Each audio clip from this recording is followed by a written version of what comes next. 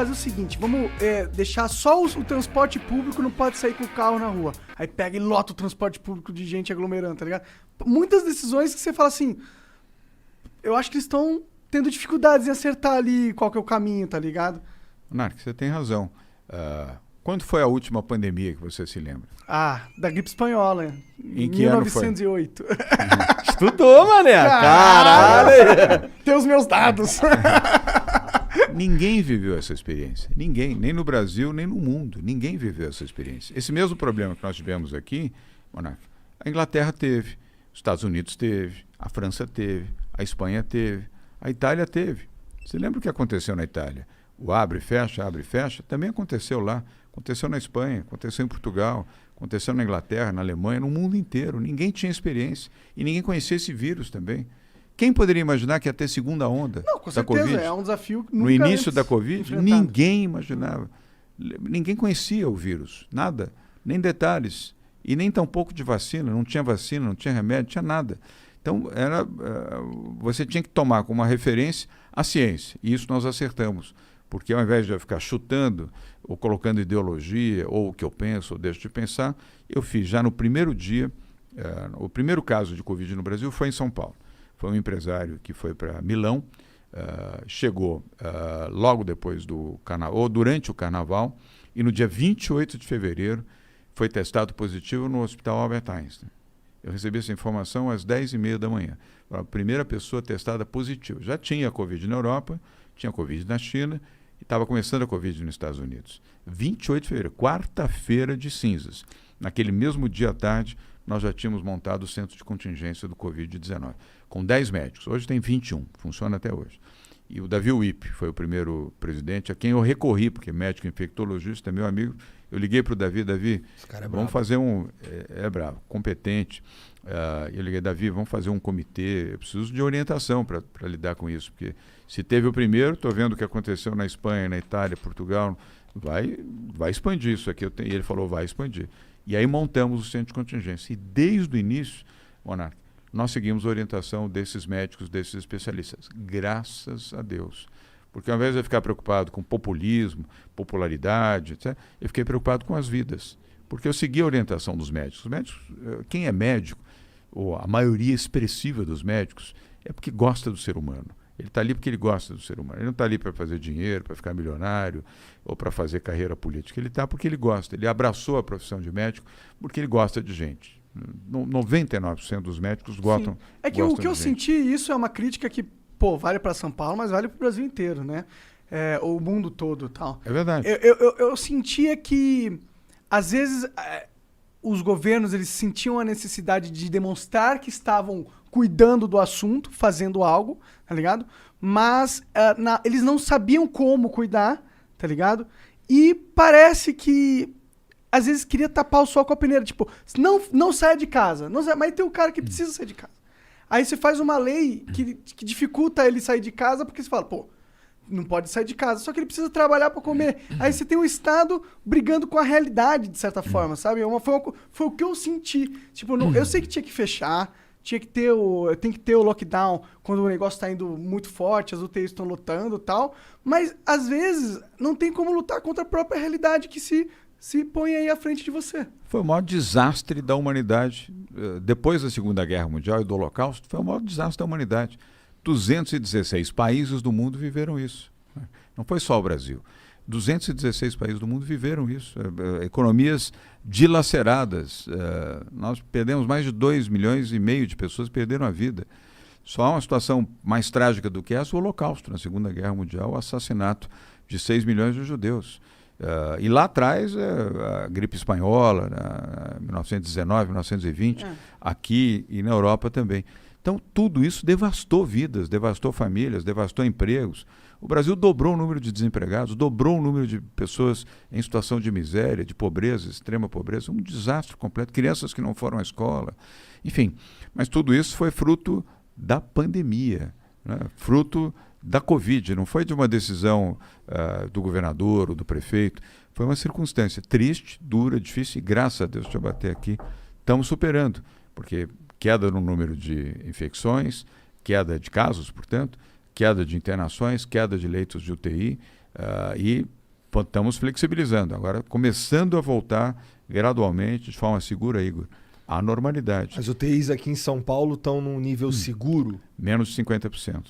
Tá. Tanto na capital, litoral e interior. Agora, imagina a situação se nós não tivéssemos feito, Monarca, as quarentenas com as UTIs 98%, 99%, 100%, vários hospitais já estavam lotados. Uma pessoa que vai para um hospital precisando de UTI, ele precisa de UTI. Sem UTI, ele morre. Não, com certeza. Eu acho que quando a gente assim como o oxigênio. Você viu o que aconteceu lá em Manaus. Não tinha oxigênio.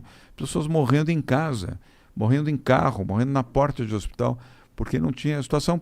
Parece coisa de filme. Sim, é terror. Foi uma triste realidade. Horrível, foi uma triste realidade. Imagine se aqui nós não tivéssemos feito esse cuidado. Que é muito maior. De, olha, fiquem em casa, usem máscara, façam o trabalho virtual, porque se uma pessoa chegasse no hospital, com o hospital lotado de UTI, sem o respirador, a sua vida ia durar mais 1 hora.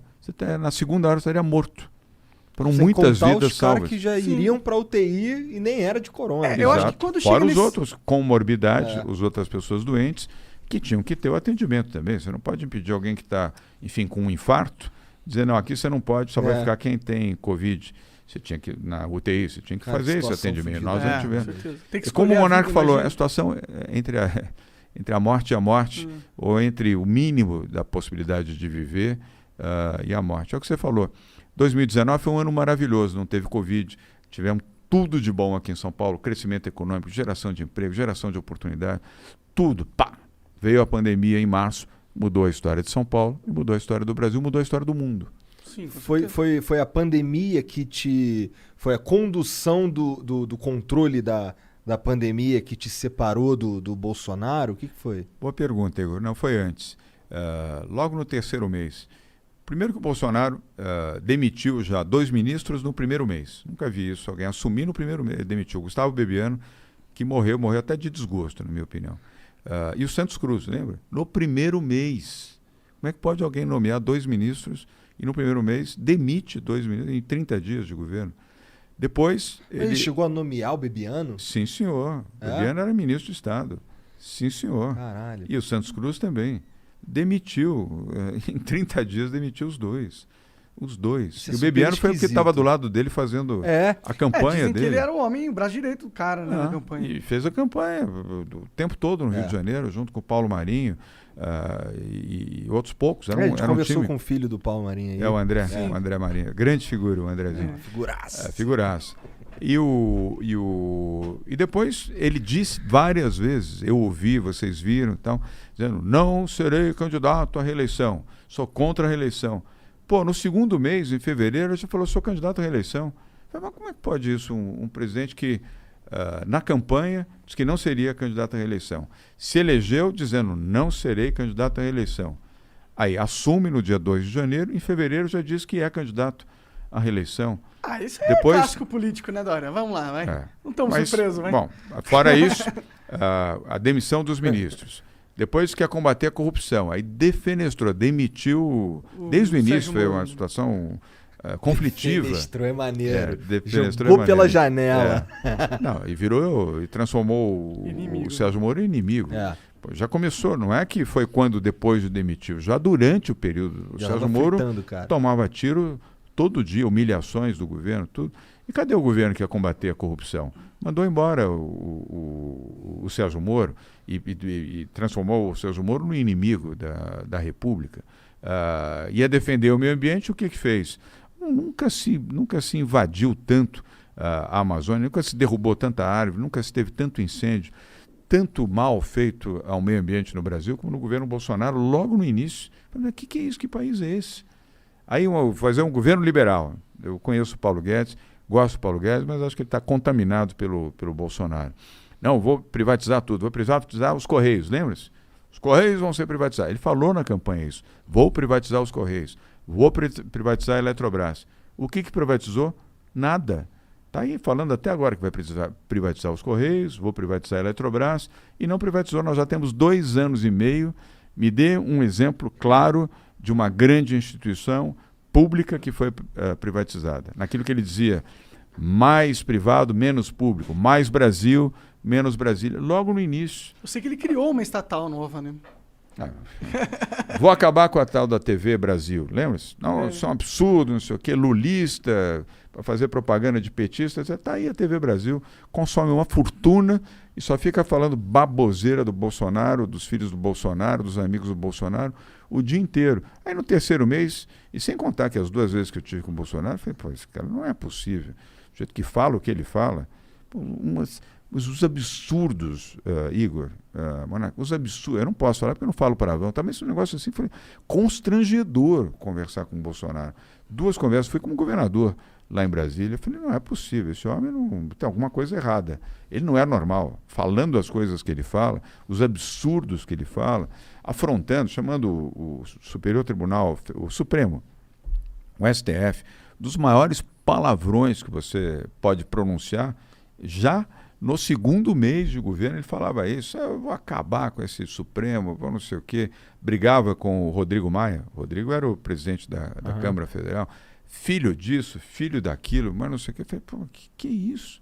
Onde é que nós vamos parar? Você está chegando agora, foi eleito, já briga com o Supremo, briga com o presidente da Câmara, já machucando os governadores, não tinha Covid, antes da Covid, a Covid só veio em março. Não governa mais, né? Não governa mais. Falei, esse homem é um homem do conflito, é um homem do destempero total. Aí eu já rompi. Aí, para piorar, ainda falou um dia lá que ia tirar a Fórmula 1 de São Paulo. Aí foi, sabe, a gota d'água. Você não lembra daquela entrevista que ele deu? Acho comigo, que é do Rio de Janeiro, já está 99,9%. Ele falou isso numa coletiva de imprensa, lá junto com o inglês da Fórmula 1 e junto com o Witzel, que era então governador do Rio de Janeiro. 99,9% que vai ser no Rio de Janeiro. Vamos construir um autódromo, vamos gastar R$1 bilhão e vamos tirar a Fórmula 1 de São Paulo. Falou assim, vamos tirar a Fórmula 1 de São Paulo. Aí foi a gota d'água. A gota d'água. Que viagem isso, né? Não, ele quer pôr no Rio. A base dele eleitoral é mais no Rio. A Fórmula 1 é um puta empreendimento para uma cidade. E o que aconteceu? Nada.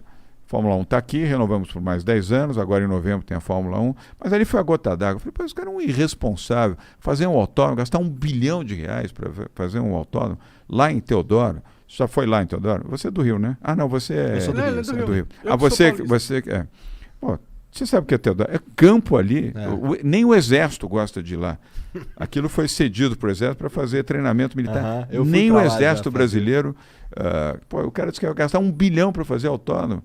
1 bi, gente morrendo de fome, gente com dificuldade para ter casa, para ter comida, o cara vai gastar 1 bi para fazer um autódromo. Aquele negócio da Copa do Mundo. A gente tem umas pautas que precisam ser vistas antes de autódromo, tipo saneamento básico, tá? A parada por exemplo, gente, porra, do século passado, né? Retrasado, vai. Gente que não tem água tratada, que não tem esgoto, o cara quer gastar 1 bi para fazer um autódromo, só pela vaidade de fazer no Rio de Janeiro.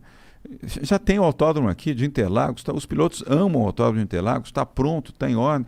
Para quê? Só para a vaidade, dizer, não, olha, né? É um absurdo, uma responsabilidade. Ali foi a gota d'água. Ali, a partir daquele momento, eu falei, não, acabou, chega. Aí você rompeu com ele? Eu rompi, evidente.